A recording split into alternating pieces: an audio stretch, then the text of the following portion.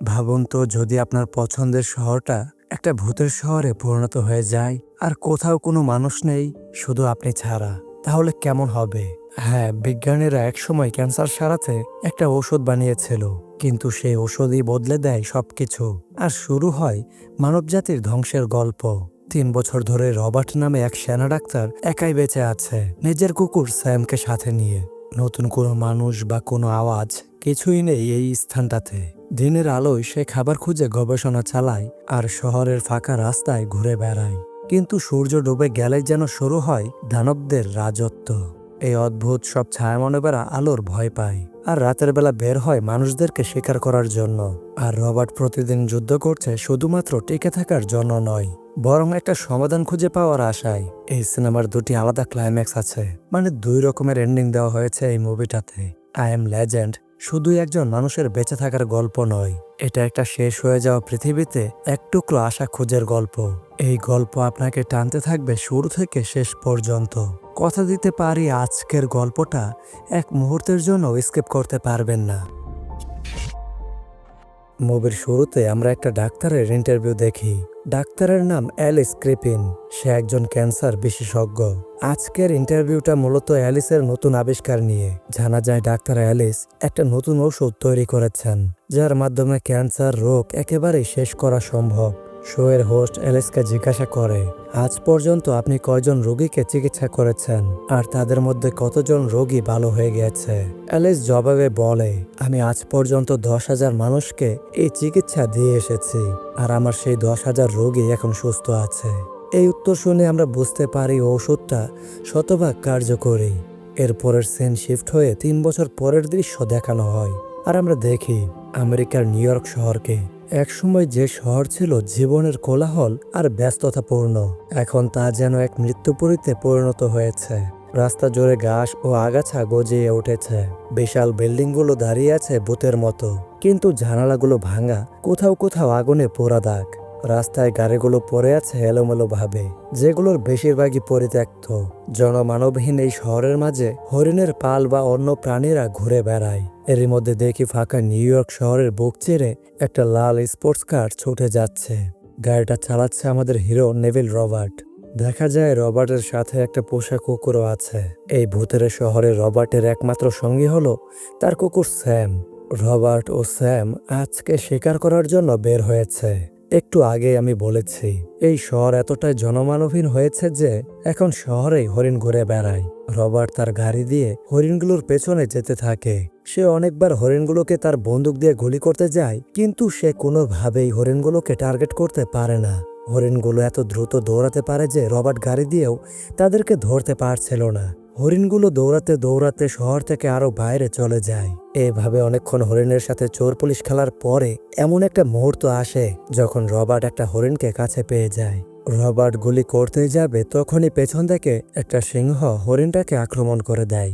আপনারাই বুঝুন, নিউ ইয়র্কের মতো একটা ব্যস্ত শহরে ওপেনে হরিণ সিংহ ঘুরে বেড়াচ্ছে। তখন রবার্ট সেই সিংহের কাছ থেকে গুলি করে হরিণটাকে নিতে চায়, কিন্তু সেই সময় রবার্টের ঘড়িতে একটা অ্যালার্ম বেজে ওঠে। এই অ্যালার্মটা সে সেট করেছে কারণ আর কিছুক্ষণের মধ্যেই বেলা ডুবে যাবে। আসলে রবার্ট কিছু একটা দেখে ভয় পাচ্ছিল, আর সেই ভয়টা অন্ধকার হলেই শুরু হয়, যার ফলে সে স্যামকে দ্রুত সাথে নিয়ে গাড়ি চালিয়ে বাড়িতে চলে আসে। রবার্ট যখন গাড়ি চালিয়ে আসছিল তাকে অনেক চিন্তিত দেখাচ্ছিল। বাড়িতে ঢোকার আগেও তাকে অনেক চিন্তিত দেখাচ্ছিল, দেখে মনে হচ্ছিল কোনো এক অজানা ভয় তাকে তাড়া করেছে। রবার্ট ঘরে ঢোকার আগে তার বাড়ির চারপাশটা খুব ভালো করে দেখতে থাকে আর তার দরজার কাছে একটা বিশেষ ধরনের কেমিক্যাল ছড়িয়ে দেয়। এখানে আমরা বুঝতে পারি যেন কেউ স্যামের গন্ধ শুকে তাদের বাসায় ঢুকতে না পারে। এখন প্রশ্ন হলো, রবার্ট কি দেখে এত ভয় পাচ্ছে? সেটা কোনো প্রাণী নাকি কোনো ভূত, সেটা এখনই জানা যাবে। রবার্ট তার ঘরে ঢুকে ঘরের দরজা জানালা বন্ধ করে দেয়। তার চোখে মুখে একটা ভয় দেখা যায়। পরে সে তার কুকুর স্যামকে নিয়ে রাতে ঘুমাতে যায়, কিন্তু তার মনে সব সময় একটা ভয় কাজ করতে থাকে, যার জন্য সে ঘুমাতেও পারে না। আর ঘুমানোর সময়ও তার সাথে একটা বন্দুক থাকে। এটা সেই বন্দুক যেটা দিয়ে সে শিকার করতে যায় প্রতিদিন। এরপরে আমরা এই ভয়ের আসল কারণটা জানতে পারি। সিন চলে যায় 3 বছর আগে। গল্পের শুরুতে আমরা যে ডাক্তারকে দেখেছিলাম, যে কিনা ক্যান্সারের ওষুধ রোগীদের উপরে প্রয়োগ করেছিল, তার দেয়া ওষুধের কারণে এই শহরের মানুষের মধ্যে অনেক পরিবর্তন এসেছে। যে মানুষগুলো তার ওষুধ নিয়েছিল তারা সবাই এক ভয়ানক জম্বিতে পরিণত হয়েছে। আর এই জম্বিগুলো মানুষ খেকো, তারা একসময় মানুষই ছিল, কিন্তু তাদের মধ্যে এখন আর কোনো বিবেক নেই, পুরো হিংস্র পশুতে পরিণত হয়ে গিয়েছে।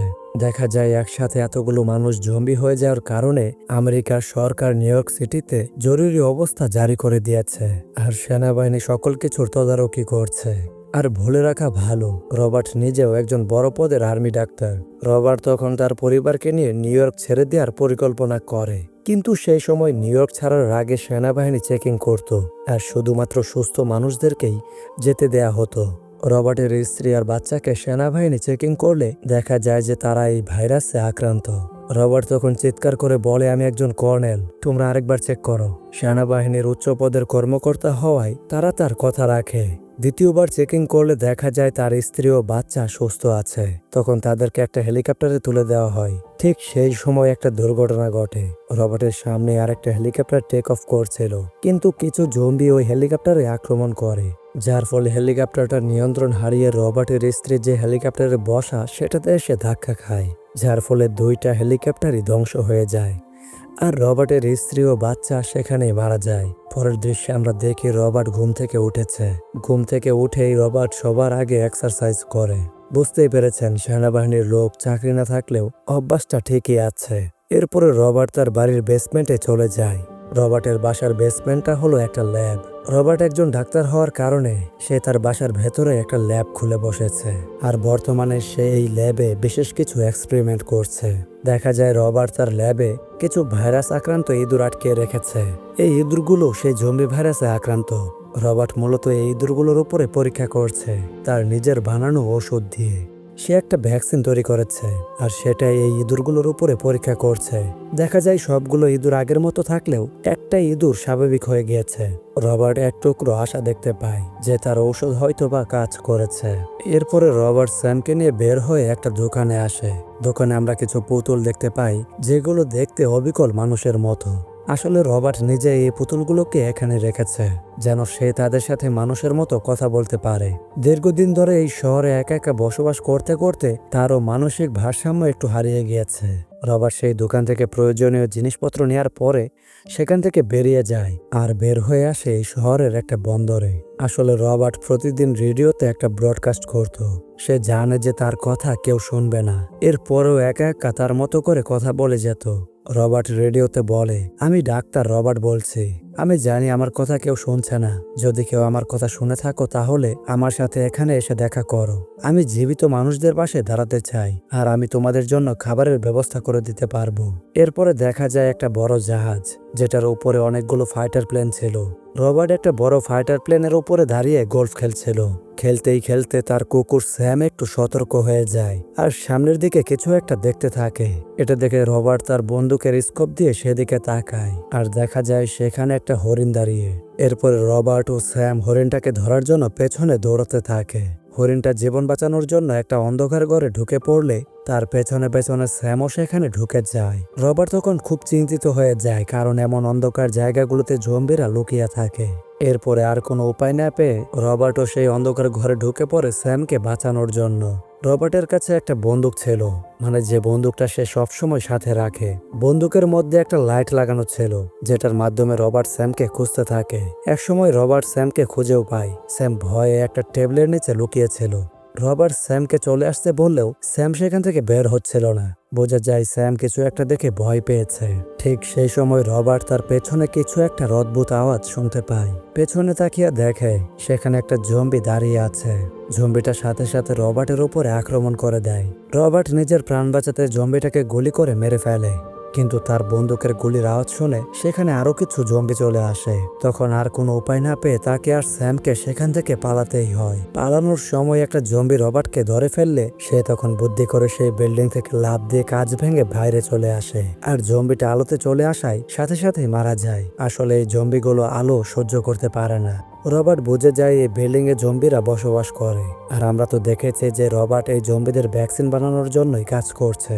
তাই সে প্ল্যান করে যে এখান থেকে একটা জীবিত জম্বি ধরে তার ল্যাবে নিয়ে যাবে। এর জন্য সে খুব বুদ্ধি করে একটা ফাঁদ পাতে আর তার কুকুর স্যামকে সে গাড়িতেই বসিয়ে রেখে আসে, কারণ তার কুকুরকে জম্বি কামড় দিলে সেও আক্রান্ত হতে পারে। কিন্তু রবার্ট এই ভাইরাসে আক্রান্ত হবে না, কারণ রবার্ট প্রতিদিন ভ্যাকসিন নেয়।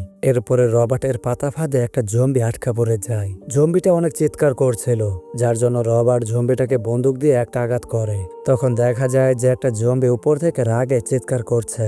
বোঝা যায় এই জম্বিটা ধরার কারণে সে অনেক রাগ করেছে, কিন্তু বাইরে আলো থাকার কারণে জম্বিটা বিল্ডিং থেকে বের হতে পারে না। এরপরে রবার্ট সেই জম্বিটাকে নিয়ে তার ল্যাবে চলে আসে।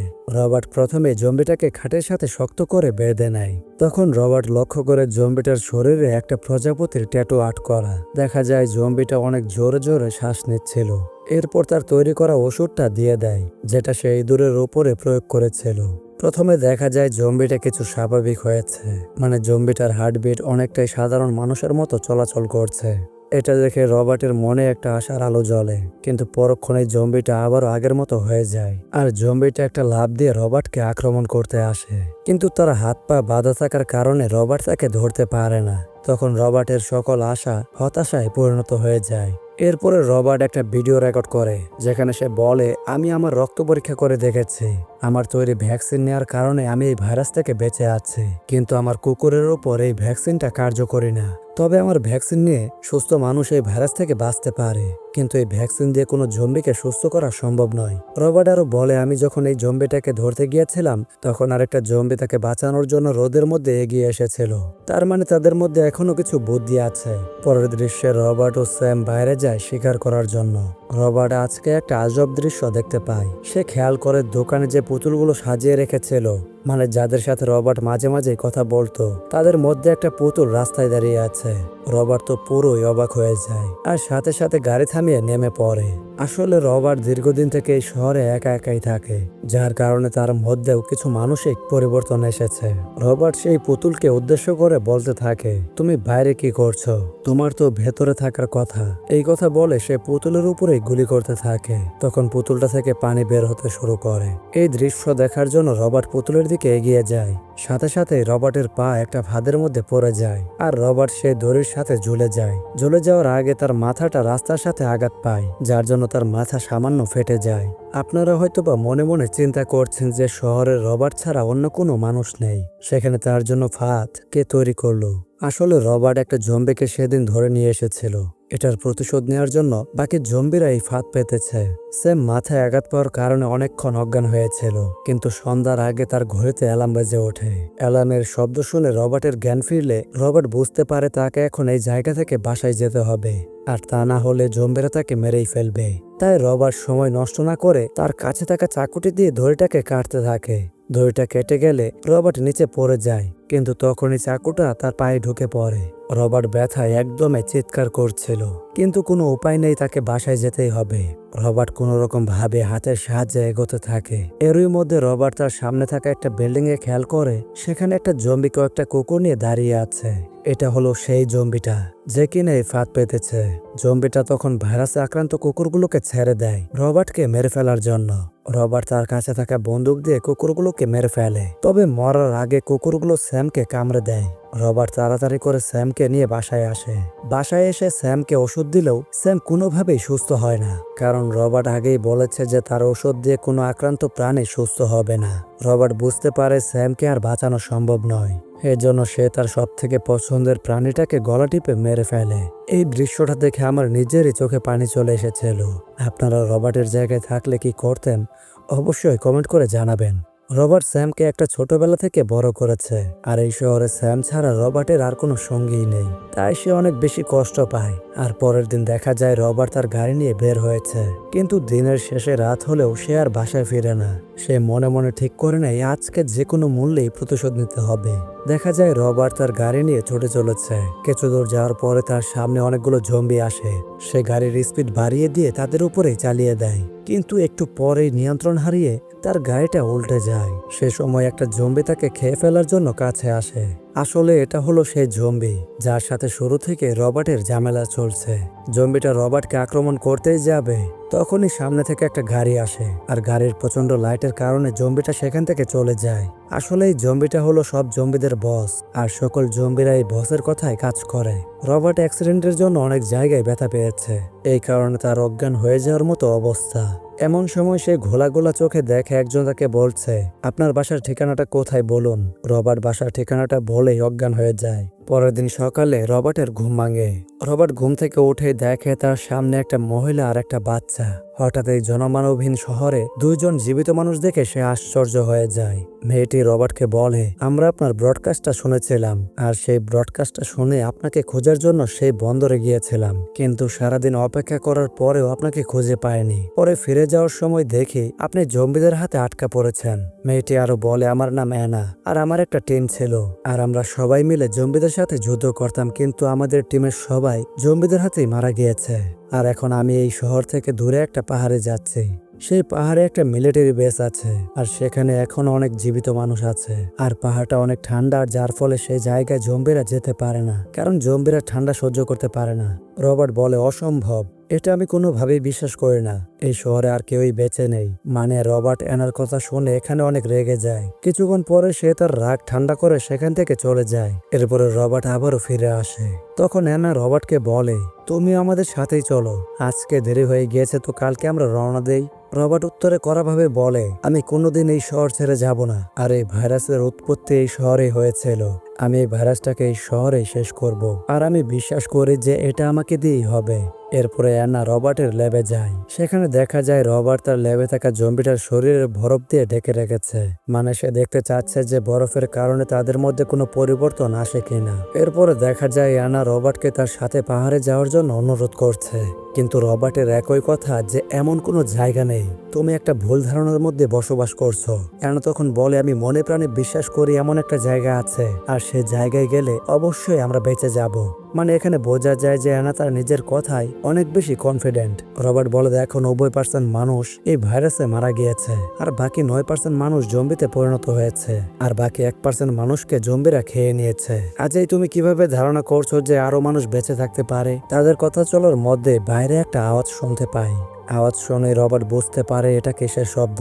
তারপরে রবার্ট অ্যানাকে জিজ্ঞেস করে, कल तुम हमें रात में घर लाई थी या दिन में? তুমি গতকাল আমাকে কোন সময় বাসায় এনেছিলে? शायद सुबह में, सुबह बस होने ही वाली थी। অ্যানা তার জবাবে বলে, ভোর হওয়ার কিছুক্ষণ আগে। রবার্ট বলে, তারা আমাদের লোকেশন খুঁজে বের করে ফেলেছে। মানে রবার্ট জম্বিদের কথাই বলছে। রবার্ট তার নিরাপত্তার কথা চিন্তা করে আগেই তার বাসার আশেপাশে বম লাগিয়ে রেখেছিল। এরপর রবার্ট এক এক করে সবগুলো বম ফাটাতে শুরু করে। এর ফলে অনেকগুলো জম্বি সেখানে মারা যায়, কিন্তু এতেও কাজ হয় না, কারণ জম্বিগুলো সংখ্যায় অনেক বেশি ছিল। এরই মধ্যে একটা জম্বি রবার্টের বাসায় ঢুকে পড়ে। এরপর রবার্ট বুঝতে পারে এখানে আর কাজ হবে না, তাই সে বেসমেন্টের ল্যাবে চলে যায়। রবার্টের ল্যাবে একটা বুলেট প্রুফ গ্লাস আছে, যেটা কিনা অনেক শক্ত, এই কারণে সে গ্লাসটাকে লাগিয়ে দেয়। তখনই সেখানে জম্বিদের বসটা চলে আসে। সে এসেই পাগলামি শুরু করে দেয়, আর দেখা যায় রবার্ট চিৎকার করে বলছে, আমি তোমাদের ঠিক করতে পারবো, তোমরা একটু শান্ত হও। কিন্তু কে শুনে কার কথা? জম্বিদের বস তখন ধাক্কা দিয়ে কাঁচটা ভাঙতে শুরু করে দেয়, আর দেখা যায় জম্বিটার ধাক্কায় সেই কাঁচে একটা প্রজাপতি তৈরি হয়ে গিয়েছে। রবার্ট তখন বুঝতে পারে এটা কোনো ইঙ্গিত, কারণ তার মেয়েও মারা যাওয়ার আগে প্রজাপতির কথা বলেছিল। এনার ঘাড়েও একটা প্রজাপতি আঁকানো আছে। আর আমরা তো আগেই দেখেছি যে রবার্ট যে জম্বিটা ধরে এনেছিল সেটার গায়েও একটা প্রজাপতি আঁকানো ছিল। এসব কিছু দেখে রবার্টের আর কিছু বোঝার বাদ থাকে না। সে বুঝতে পারে যে জম্বিটার মধ্যে এই রোগের ওষুধ আছে, কারণ সেই জম্বিটা এখন অনেকটাই সুস্থ হয়ে গিয়েছে। রবার্ট সেই জম্বিটার শরীর থেকে এক শিশি রক্ত নিয়ে অ্যানাকে দেয়। অ্যানা ও তার বাচ্চাকে রবার্ট একটা গোপন সুড়ঙ্গ দিয়ে বের করে দেয়। যাওয়ার আগে অ্যানা জিজ্ঞেস করে, তুমি আমাদের সাথে চলো, কিন্তু রবার্ট উত্তরে বলে এরা এইভাবে থামবে না। এই কথা বলে সুড়ঙ্গের মুখটা বন্ধ করে দেয়। তারপর রবার্ট একটা ড্রয়ার খুলে, ড্রয়ারটা খুলেই তার মুখে একটা হাসি ফুটে ওঠে। সেখানে একটা গ্রেনেড দেখা যায়। রবার্ট সেই গ্রেনেডের পিনটা খুলে জম্বিদের দিকে এগিয়ে যায়। সাথে সাথে একটা বড় বিস্ফোরণ ঘটে, আর সবগুলো জম্বি সেখানেই মারা যায়। এরপরে দেখা যায় অ্যানা আসলেই সেই মিলিটারি বেসে গিয়েছে, আর সেখানে আসলেই জীবিত মানুষজন আছে। অ্যানা তার সাথে থাকা ওষুধটা সেখানে অফিসারদেরকে দিয়ে দেয়, আর রবার্ট তার জীবনের বিনিময়ে মানবজাতিকে এই ভাইরাসের অভিশাপ থেকে রক্ষা করে। এরই সাথে শেষ হয় আমাদের প্রথম ক্লাইম্যাক্স। ওয়েট, পিকচার আবিবি বাকি হ্যাঁ মেরে দোস্ত। মুভির দ্বিতীয় ক্লাইম্যাক্সে আমরা দেখি এখানে রবার্ট বেঁচে গিয়েছে, আর রবার্ট খেয়াল করে জম্বিদের বসটা কাচের মধ্যে একটা প্রজাপতি এঁকেছে। এটা দেখে রবার্ট বুঝতে পারে এই জম্বিগুলো ল্যাবে থাকা জম্বিটাকে নিতে এসেছে, কারণ ল্যাবে থাকা জম্বিটার গায়েও একটা প্রজাপতি আঁকানো আছে। তখন রবার্ট তার বন্দুকটা মাটিতে রেখে সারেন্ডার করে আর দরজা খুলে ল্যাবের জম্বিটাকে বাইরে বের করে দেয়। তখন বাকি জম্বিরা রবার্টের দিকে এগিয়ে আসতে থাকে, মানে জম্বিরা রবার্টের উপরে আক্রমণ করতে আসে। তখন সেই জম্বিদের বস বাকি জম্বিদের ধমক দিয়ে থামিয়ে দেয়, আর রবার্ট তখন ল্যাবের জম্বিটাকে একটা ইঞ্জেকশন দেয়। সাথে সাথে জম্বিটার জ্ঞান ফিরে আসে আর জম্বিটার বস তাকে কোলে উঠিয়ে নেয়। এই ক্লাইম্যাক্সে এটা দেখে বোঝা যায় যে এরা দুইজন কাপল, এর জন্য এই জম্বিটা এত ঝামেলা করেছে। তবে এখানে একটা প্রশ্ন থেকেই যায় যে জম্বিদের কোনো অনুভূতি থাকে না, কোনো বুদ্ধি থাকে না, তারপরে এই জম্বিদের বসের মধ্যে এই মেয়ে জম্বিটাকে নিয়ে অনুভূতি কাজ করেছে, আর সে প্রতিশোধ নেওয়ার জন্য রবার্টের জন্য ফাঁদও পেতেছিল। আর শেষ মুহূর্তেও সে রবার্টকে বাকি জম্বিদের হাত থেকে রক্ষা করলো, আর রবার্টের কিছু না করে সেখান থেকে মেয়েটাকে নিয়ে চলে গেল। এই কাজগুলো সাধারণত কোনো জম্বি করতে পারে না। এরপরে দেখা যায় রবার্ট, অ্যানা ও অ্যানার বাচ্চা রবার্টের গাড়িতে করে মিলিটারি বেসের দিকে যাচ্ছে, তার মানে তারা এখন নিরাপদ। এই ছিল রবার্ট নেভিলের গল্প, এক নিঃসঙ্গ যোদ্ধা যার কিনা নিঃশব্দ শহরে প্রতিদিনের সংগ্রাম করার একটাই উদ্দেশ্য ছিল, আর সেটা হলো মানব জাতিকে রক্ষা করা। আর তার আত্মত্যাগের এই যাত্রা আমাদের শিখিয়ে দেয় কখনো কখনো একজন মানুষের দৃঢ়তা পুরো পৃথিবীর ভাগ্য বদলে দিতে পারে। যদিও সে ছিল একা, কিন্তু তার আত্মবিশ্বাস প্রমাণ করে দেয় যে সে শুধুমাত্র একজন মানুষ নয়, সে ছিল এক জীবন্ত কিংবদন্তি। আজকের মতো আমি আরিয়ান আপনাদের কাছ থেকে বিদায় নিচ্ছি, তবে দেখা হবে অন্য কোনো গল্পে, নতুন কোনো পর্বে। ততক্ষণ অবধি ভালো থাকবেন, সুস্থ থাকবেন। টেক কেয়ার অ্যান্ড আল্লাহ হাফেজ।